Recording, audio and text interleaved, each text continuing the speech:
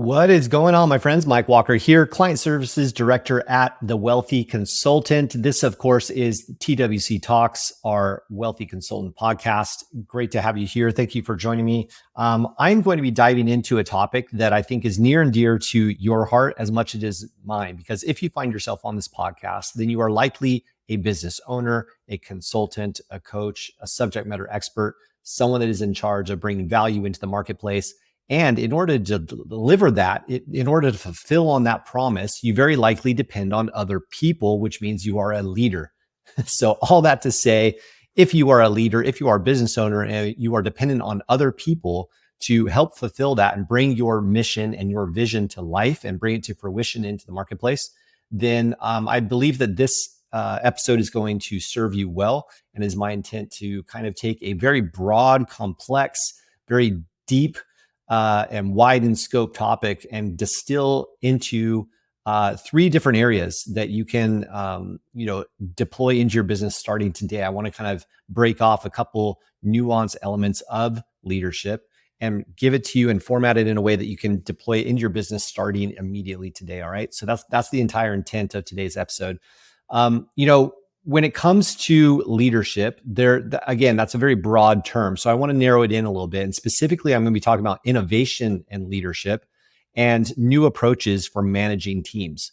The environment, the marketplace, everything has changed. And if you have spent at all any time in the corporate sector, you would have seen this in the most dramatic way back in, the impact of COVID and how that changed and basically displaced a very large majority of the entire work population out into their homes. And then we kind of became a Zoom culture, and everybody is now video sharing and doing this. And depending on, if you're already in a distributed workforce, or if again, were displaced because of, the COVID scenario and everything that happened there, or just because that's how a lot of corporations are now doing things, either way, it requires new approaches to managing teams. If everybody is not in the same building, then you naturally have different time zones to consider. You have, loss in translation in terms of what is able to be conveyed across even just video, things like that. So, there's a lot of elements to be considered as a leader and as a business owner. And so I want to help, bring some ideas to the table for you that I believe will, serve you well. All right. So when researching the topic of leadership, you're typically going to hear things like, empowerment and autonomy and, encouraging employees to take ownership. And that's all well and good. I think you and I can both agree that, wow, yeah, Mike, that sounds pretty good. I think I want that. Right. and that's all well and good. But here's the thing: empower and autonomy. Sure, we might know what those things mean, what the definitions of those words are, but how do you actually deploy that into your organization? How do you actually realize that in the workplace? And that's what I want to more dive deep on with you today. So the first topic is the principles and benefits of innovative leadership, right? Like, what are some ways that we can actually implement this into our organization? And one of my favorite ways of innovating leadership is to create a culture of self-managing teams. This really becomes a key component for you as you start to transition and evolve as an entrepreneur from, you've got your solo operator, and then you probably have like a VA and maybe, an in-house assistant. And then you go to realizing, wait a second, we're growing, we need more people. And you start then hiring based on more departmental needs to help with fulfillment or client services. It goes on and on, right? Just depending on your vertical, your industry, everything that you deliver to the marketplace is naturally going to depend on a different set of team infrastructure. But regardless, at the end of the day, if you're developing a multi-layered team, then you want to have systems in place for that. And so one of those elements is a self-managing team, so that you are not the bottleneck for your organization. If you are the end-all be-all decision maker for your business, you've already handicapped yourself. And so you need to develop systems and frameworks and methodologies in your business that not just you use, but that your entire organization adopt, and it becomes part of the culture and the overall arching systems that are used internally, right? So one of the best ways and the most straightforward ways of actually making sure that happens is to make sure you have clearly articulated SOPs for every single task and project that gets done on a regular basis in your business. SOP, if you're not familiar, is standard operating procedure. And typically these are lined out in, clearly articulated, itemized, more bullet point style, how-to step-by-step frameworks. You can build these out on platforms like Asana, which is what we use. We also use Notion.so.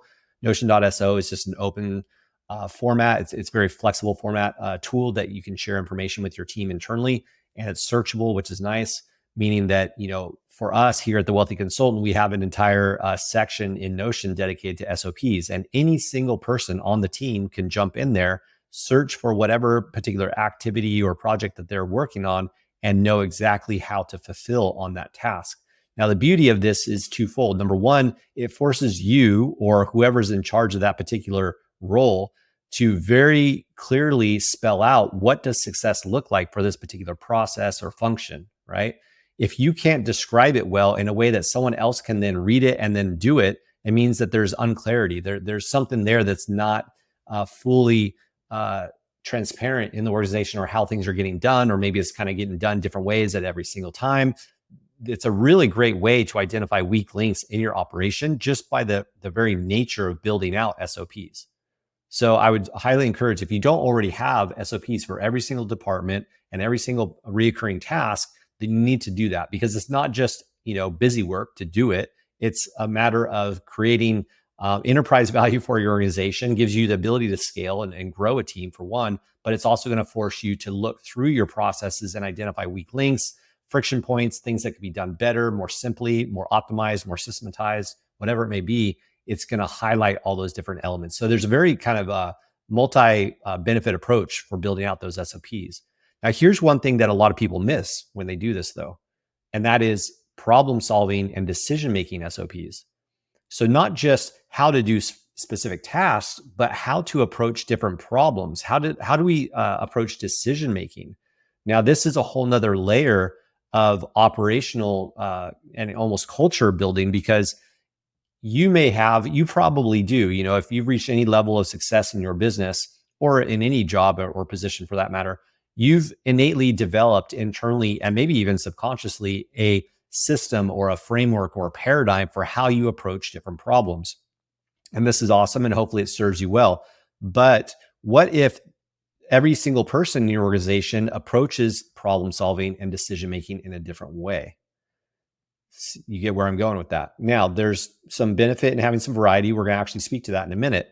But the reality is that we all need to be kind of rowing the boat in the same direction. Can you agree with that? So it would make sense then to provide some frameworks, some overarching principles that can help guide problem solving and decision making internally within your organization, so that when you are faced with these types of elements of business, which you absolutely will on probably a very ongoing basis, then you need to have a framework and a premeditated, thought out way of addressing problem solving and decision making. Because at the end of the day, guys, think about it. The business of business is solving problems. That's what we do. As business owners, we are either presenting a product or service that people need to get away from a particular pain or challenge that they're experiencing, or to get closer to something that they want more of. That's it. Either way, we are solving a problem. The larger the problem, the more valuable that problem is, the more money we can charge, the more money we make, and the more impact we have overall in the marketplace. So if that is all to be true, then what does that suggest? If the business of business and problem solving, then would it not make sense for us to have SOPs developed specifically for problem solving and thinking through new and more nuanced elements of things, like the unknown unknowns? What happens if we get hit with a question or a challenge in the market or by a client or during a particular element of our daily functions that we are not sure of how to address? Then what? What is the sequence of steps or thoughts that we need to go through as an individual, as an organization, to then address those? These are like higher level SOPs that not many people spend much time on. And then they just kind of do it in the moment and realize that they're just flying by the seat of their pants, or they're making, decisions more emotionally based instead of principle based. There's a lot of benefits in thinking through these things in advance. So number one, self-managing teams having clearly articulated SOPs, critical. Number two, have an Ascension model built into your management tiers. Ascension model is essentially meaning that you have a particular role, a departmental role in your organization. That same person needs to be responsible for building out the tasks, the SOPs, whatever would be required to replace themselves. Here's the beauty of that. In doing so, exact same thing that I just basically spelled out earlier with the SOPs is it forces that person to analyze what is it that I do?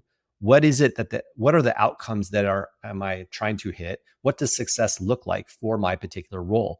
When that person is put in that position to think through that, naturally they're going to become better. They're going to be more articulate and thoughtful about what it is that they do on a daily basis.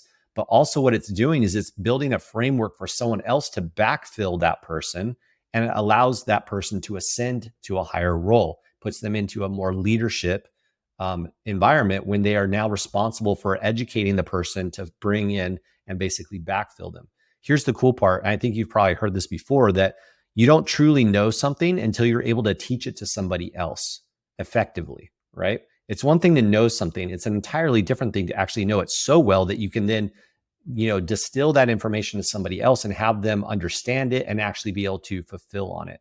That's the next level of, ownership of your knowledge, right? Is being able to teach it to somebody else. So by creating an Ascension model into your organization, specifically for your management tier in particular, it's a really powerful way of creating that more innovative leadership, because in the process of doing that, they're going to realize, wait a second, if someone had to fulfill me, if I were not here today, what information, what set of instructions, what playbooks, what frameworks would have to be in place in order for this person to be able to fulfill in the void that's left by me not being around, right? Pretty straightforward stuff, but very, very powerful if you actually implement it.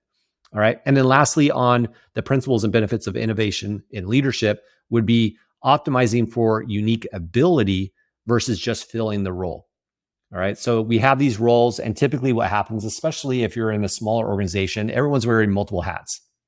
Now that's all well and good. That's kind of by default what has to happen, right? But as the organization grows, what happens is that oftentimes people just get stuck in that departmental role. They're like, well, that's handled by marketing, or that's handled by the sales team, or that's handled by fulfillment or service, client services, which is fine.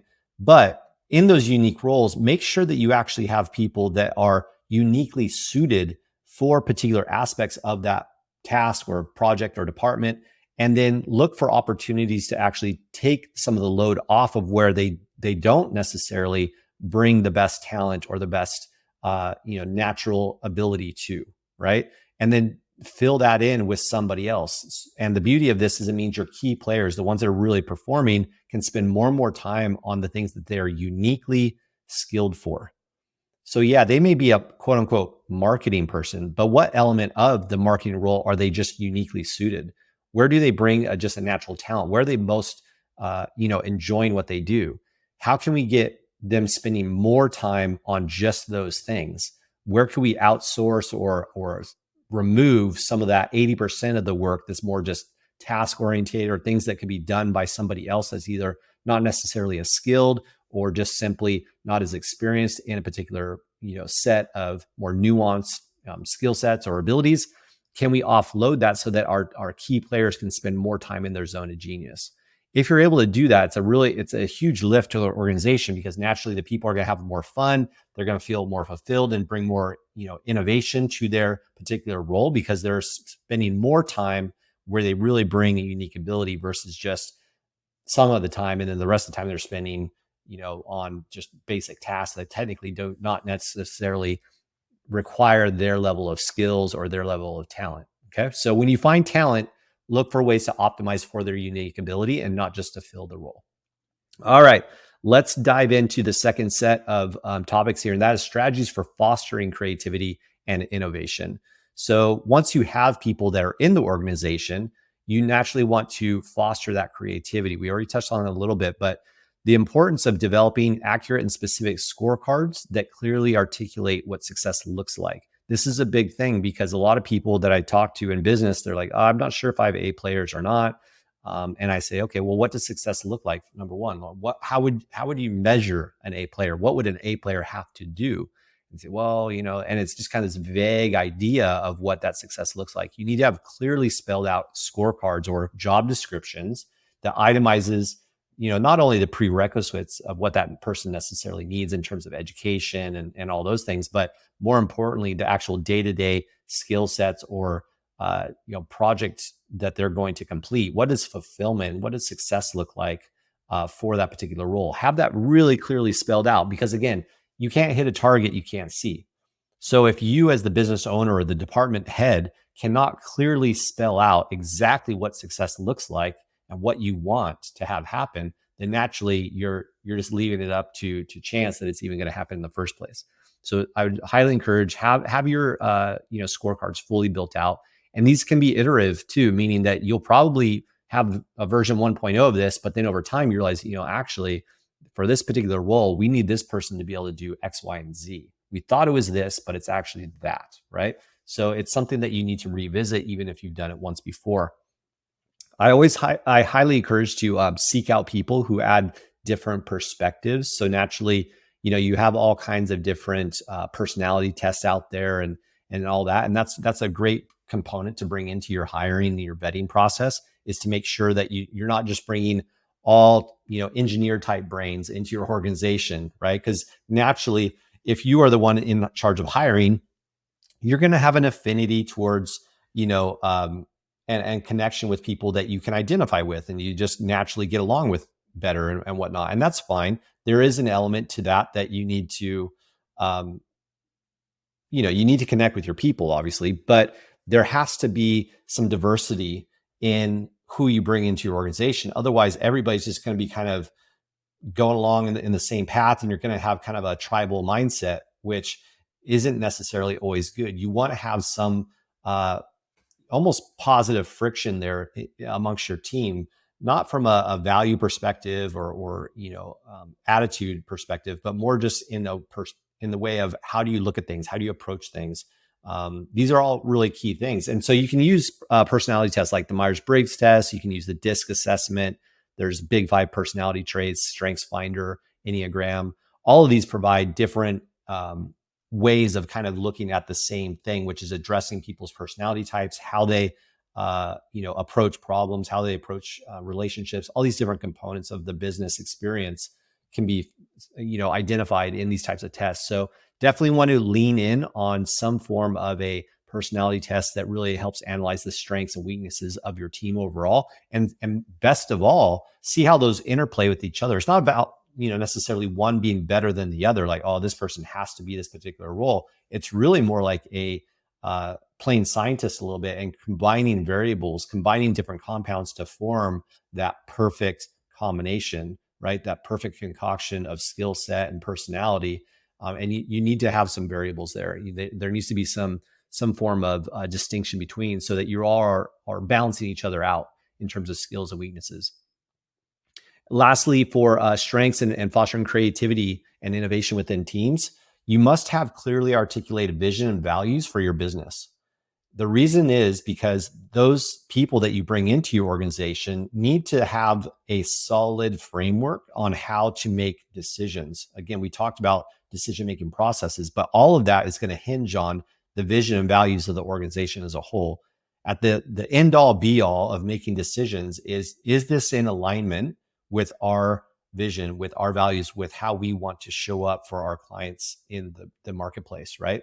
That's the end all be all when it comes to making decisions. And so you need to make sure that you actually have clearly spelled out vision and values for your organization. We have them here at the Wealthy Consultant built into the Notion deck. So every single member of the team during onboarding is able to visit those. We bring them up constantly during our quarterly offsites as an organization. If we're stuck on something, we're not sure how we want to approach a particular challenge in the business or a particular element of growth, we always by default fall back to, let's go visit our vision, cultures, and values and see, where does this fall? It becomes the guiding light. It's like the lighthouse in a storm, so to speak. It helps guide the way through any kind of uncertainty that you'll experience in your business. All right. And the very last thing, my friends, then we're going to wrap up at this, is decentralizing intelligence and decision-making. This is a big one because it's the polar opposite of the old school, more traditional top-down management. Think of a pyramid, for example, right? And you have the CEO or the business owner at the very top. Well, it's only that one person that would have a full view of all the other layers below it, right? They're the only one that has clarity of every layer and all the things that happen within those different levels of the organization. Now, here's the problem with that. If you are that person, you cannot go anywhere because you've now put yourself in the position where you are the end all decision maker. You're the only one that knows enough and has full context of the organization, of all the different people and projects that are going on, to make the types of decisions that would, move the organization as a whole, right? So we like to flip that on its head and remove that. We like to decentralize that intelligence, and we do that in multiple different ways. But the most simple of ways, and the ways that you can implement into your business starting today, are simply having what we call a weekly huddle, a weekly executive meeting. And we have kind of a love-hate relationship with meetings, because you may or may not have experienced this in your past or in the corporate sector, but you can have a culture of meetings where it's just the entire day is filled with meetings and you're talking to each other and not talking in the marketplace, right? And that's that becomes almost like a virus in a business, where it's just meeting after meeting after meeting. And then you have meetings about the meeting that you're going to have about the meeting farther down the way next week, right? It's exhaustive, it's boring, and it's just kind of incestuous. It kind of builds on itself. So we do want to meet as an organization, obviously, and we meet weekly. However, what we do is slightly different. We have these weekly huddles where, using Notion, but it could be on any open doc that is available to the entire team, we have our notes spelled out in advance. So we have our KPIs, the weekly report metrics that are due for everybody. And that's shared on a dashboard, essentially a shared spreadsheet. And every departmental head, every executive has to share their KPIs for the week. So now, as an organization, every other single executive is able to jump onto that exact same dashboard and see what everybody else is doing. How are their numbers? And what happens is you start to understand, as an organizational whole, how your numbers impact the other numbers. It's really, really important. And so these numbers, having that transparency and the clarity that provides is key to creating a more cohesive team, and a team that has that more autonomy and ability to make decisions at a larger level, because they are not just isolated or siloed out into their own little bubble. Like, well, I don't know what they're doing, but I know my department's doing good, right? We see a lot of that in the corporate sector. And what we're doing is we're flipping that on its head and creating a more transparent view of the executive level with this dashboard. And then with the weekly huddles, we'll do the same thing, where we'll share notes in an open doc. And hey guys, this is what I'm working on for the week. These are my objectives. These are the 3 primary things I'm looking to hit. There's just different bits of information that doesn't necessarily need to be translated in a sit-down meeting where we all sync calendars and we block everything out, right? We're all busy. We all have lots of things to do. So if we can minimize the amount of time that we have to necessarily sit down side by side in a meeting, and instead get the exact same value, but in a more flexible format, like on a Notion doc, for example, like what we use here, then it's just a really powerful way of getting the same value and extracting the same amount of information and data that we need to make decisions as an executive team, but without having to eat up the bandwidth and the calendar space to, have a meeting. Now, we absolutely still meet, face to face on Zoom. We'll still do that once a week. But the day to day, look for ways to systematize and share that data in a more distributed way, more decentralized way, so that you can have better decision making across the team, because everyone already knows in advance what they are doing and how their actions and numbers are impacting the other departments. All right. Okay, guys, that's basically it. As a wrap, though, I would just encourage you to think through the approaches for managing your team and look for ways to optimize. And it clearly just comes down to communication. Communication cures all. And so if you can figure out ways, frameworks, and systems for conveying the details of what success looks like and how to make decisions, everybody's going to be going the same direction, and you're going to naturally find just a better, faster, more streamlined operation as a whole. And the ability for people to grow up and become more decisive leaders in their department. And then what happens, you create an environment where your team is running itself. You have a self-managing team. It's an exceptionally powerful element of a business. If you can remove yourself as the end-all operator and decision maker, it's just a really cool place to be when you can depend on your team. And that starts with trust. And that trust is developed by creating communication tools and systems in order to establish that trust. All right, guys. Excellent. Have a blessed day. Thank you for joining us here on this episode. We look forward to the next one. We'll see you on an upcoming episode of TWC Talks. Take care, guys.